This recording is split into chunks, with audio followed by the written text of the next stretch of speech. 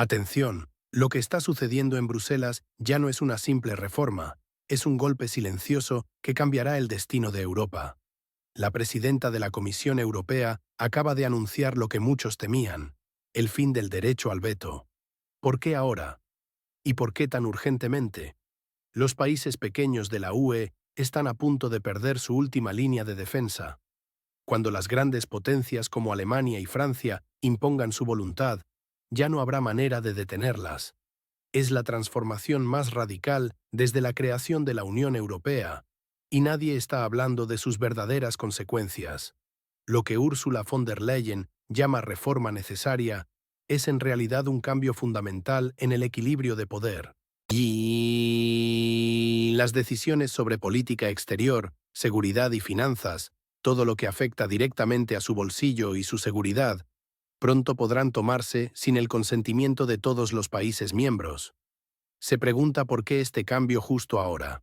La respuesta está en los acontecimientos que se desarrollan en el este. Las grandes potencias necesitan manos libres, y el sistema actual de unanimidad les estorba. Pero hay algo más inquietante. Los documentos internos sugieren que esta es solo la primera fase de una transformación mucho más amplia. Los pequeños Estados miembros ya están sonando las alarmas. Saben que una vez que pierdan el derecho al veto, sus intereses nacionales quedarán a merced de Bruselas. Pero lo más preocupante no es lo que están diciendo públicamente, sino lo que están preparando entre bastidores. La verdadera pregunta es, ¿quién se beneficia realmente de este cambio?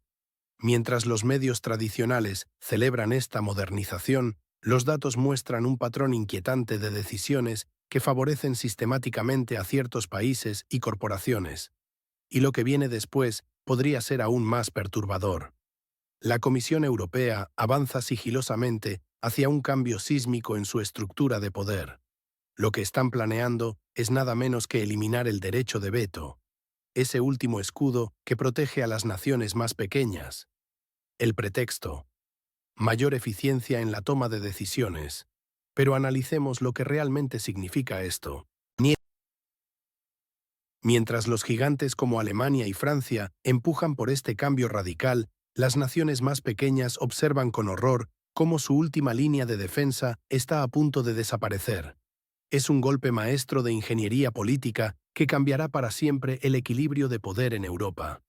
Y hablando de Alemania, la situación interna se está deteriorando a un ritmo alarmante. En Baden-Württemberg, las escuelas se han convertido en zonas de conflicto. Los números son escalofriantes: 2.800 estudiantes víctimas de violencia en un solo año. Estamos hablando de 15 incidentes diarios en lo que deberían ser centros de aprendizaje. Pero esto es solo la punta del iceberg. Y los maestros ahora viven con miedo constante, un miedo que las autoridades intentan minimizar, pero que es palpable en cada pasillo escolar. Las estadísticas oficiales confirman lo que muchos temían. La estructura social alemana está experimentando fracturas profundas. Y mientras esto sucede, el gigante industrial alemán Porsche da un giro inesperado. En contra de toda la narrativa verde, anuncian que mantendrán los motores de combustión hasta 2030. La razón real detrás de esta decisión: el mercado está rechazando la transición eléctrica forzada. Pero hay algo aún más inquietante desarrollándose entre bastidores.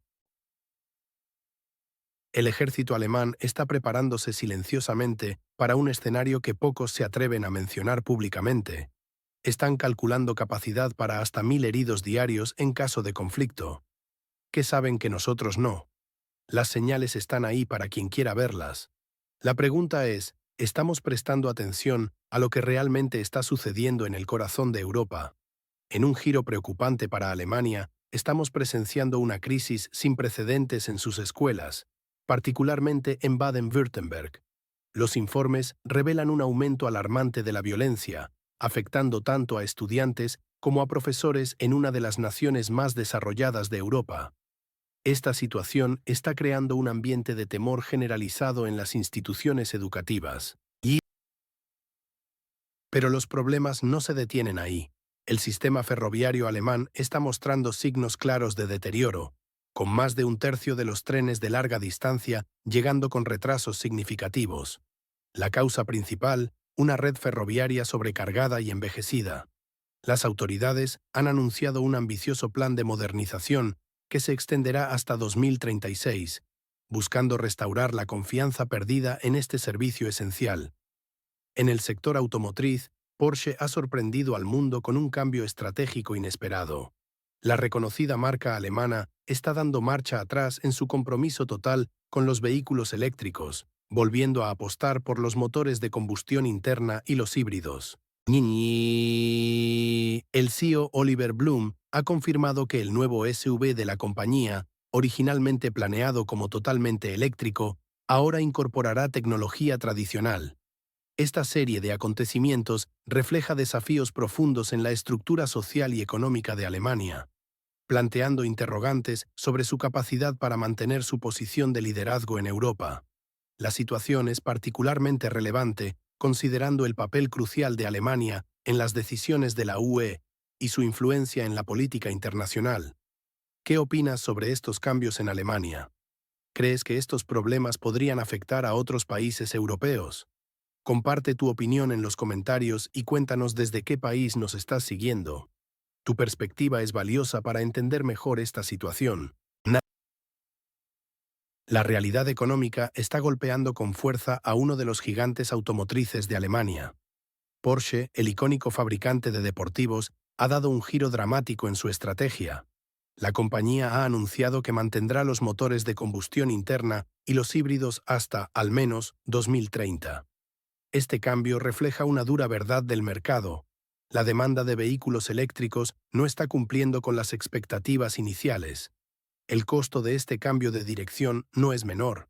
La reorganización necesaria costará aproximadamente 1.800 millones de euros, impactando negativamente en las acciones de la empresa con una caída del 4%. Es un precio alto, pero aparentemente necesario según la visión de la compañía. Mientras tanto, en el ámbito militar alemán, se están realizando preparativos inquietantes. El Comando del Servicio Médico Central ha realizado estimaciones sobre posibles bajas en caso de un conflicto armado. Las proyecciones son sombrías, anticipan la necesidad de atender hasta 1.000 soldados heridos por día, dependiendo de la intensidad del combate y las unidades involucradas. Para hacer frente a este escenario, las Fuerzas Armadas alemanas están desarrollando planes exhaustivos de evacuación médica. Estos incluyen la implementación de trenes sanitarios, autobuses especialmente equipados y un sistema ampliado de evacuación aérea. Es evidente que Alemania se está preparando seriamente para diversos escenarios de conflicto. Estos desarrollos ocurren en un momento de creciente tensión en la región fronteriza con Rusia, donde la situación en el país vecino sigue siendo volátil. La combinación de desafíos económicos y preparativos militares sugiere un periodo de incertidumbre para Europa. Me interesa saber desde qué país están siguiendo estos acontecimientos. ¿Qué opinan sobre esta situación? Compartan sus perspectivas en los comentarios, especialmente si son de Latinoamérica o Europa. ¿Creen que estos preparativos militares son una medida preventiva prudente o una señal preocupante? La situación política en Francia está atravesando momentos críticos sin precedentes. El presidente Emmanuel Macron enfrenta su peor crisis de popularidad desde que asumió el cargo en 2017, con una tasa de aprobación que ha caído al 17%. Este desplome histórico se produce después de que casi 1 millón de ciudadanos franceses salieran a las calles para protestar contra sus políticas de austeridad económica. La tensión social en Francia alcanza niveles alarmantes mientras el pueblo expresa abiertamente su descontento. A pesar del evidente malestar ciudadano y las masivas manifestaciones, Macron mantiene su postura y no muestra intención de dimitir, lo que podría agravar aún más la situación en los próximos meses. Mientras tanto, en Estados Unidos surge una figura inesperada en el panorama político conservador. Erika Kirk, viuda de Charlie Kirk, ha capturado la atención nacional después de su conmovedora aparición en una ceremonia donde perdonó públicamente al asesino de su esposo. Este gesto ha resonado profundamente en la sociedad estadounidense, especialmente entre los círculos conservadores. Lo más sorprendente es que incluso medios tradicionalmente liberales, como The Washington Post, han reconocido en ella una nueva voz política significativa. Su mensaje, fundamentado en valores tradicionales y reconciliación, está ganando terreno en un momento de profunda división política. Esta dinámica contrastante entre la crisis política francesa y el surgimiento de nuevos liderazgos en Estados Unidos refleja las complejas transformaciones que experimentan las democracias occidentales. Por cierto, me interesa mucho saber desde qué país nos están siguiendo. Podrían compartirlo en los comentarios. ¿Qué opinan sobre estos acontecimientos? Dejen sus comentarios y análisis abajo. En medio de cambios significativos en el panorama político estadounidense, presenciamos un fenómeno notable: el surgimiento de Erika Kirk como nueva líder del movimiento conservador tras el trágico fallecimiento de su esposo, Charlie Kirk. Lo más sorprendente no es solo su capacidad de perdonar públicamente al asesino de su marido, sino el impacto que esto ha tenido en la sociedad americana. La organización que ahora dirige Erika está experimentando un crecimiento sin precedentes. Miles de jóvenes estadounidenses no solo se están uniendo al movimiento, sino que también están realizando importantes donaciones económicas. Este despertar marca un punto de inflexión en la sociedad estadounidense, señalando un alejamiento gradual de las políticas progresistas que caracterizaron la era demócrata. En el frente internacional, estamos presenciando otro cambio histórico: la llegada del presidente sirio Bashar al-Assad a Washington, su primera visita a los Estados Unidos desde 1967. Este acontecimiento marca un giro radical en las relaciones diplomáticas, considerando que hasta hace poco Assad era visto como una figura controversial en Occidente.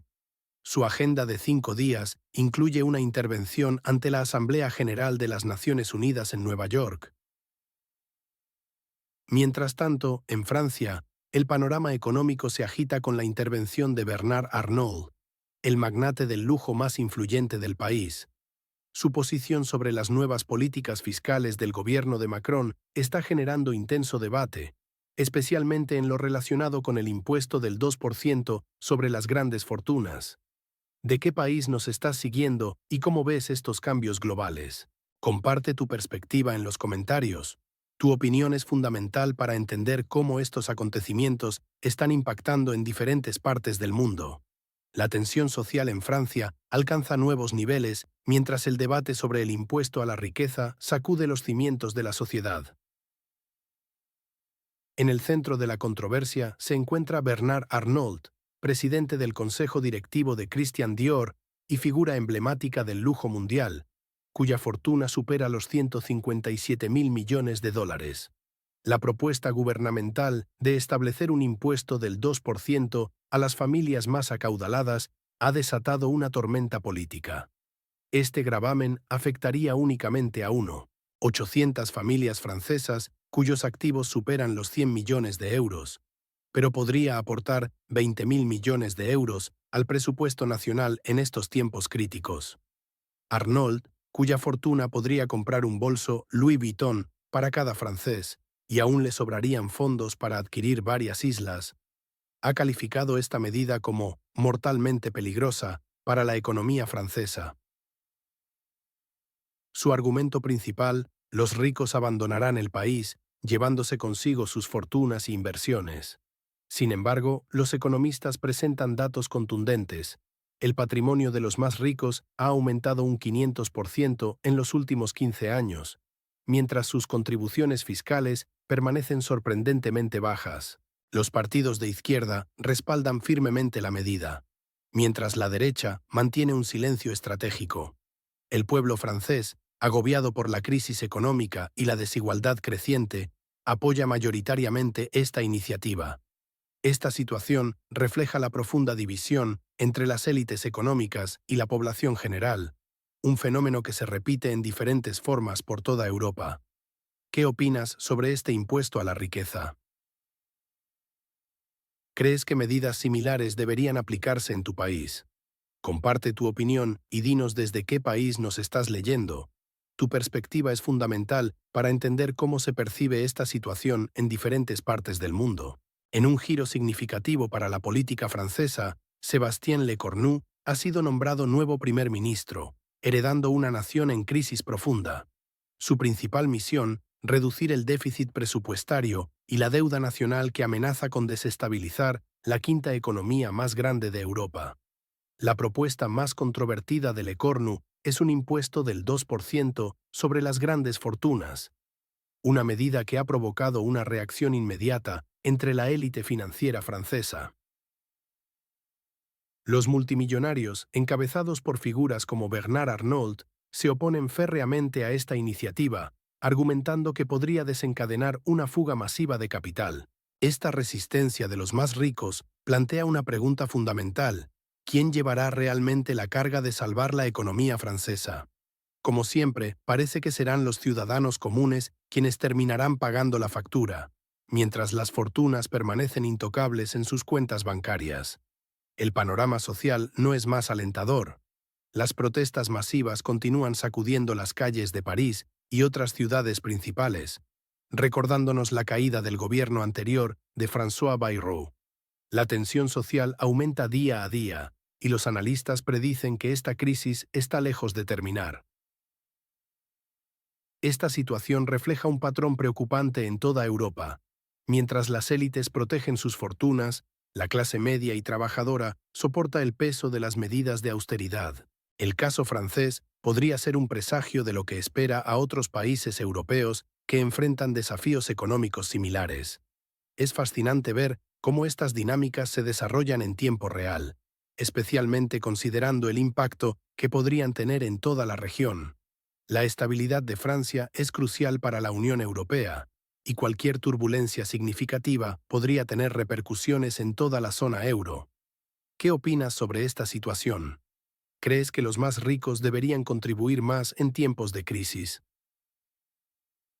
Comparte tu opinión en los comentarios. Me interesa especialmente saber desde qué país nos estás siguiendo y cómo ves esta crisis francesa desde tu perspectiva.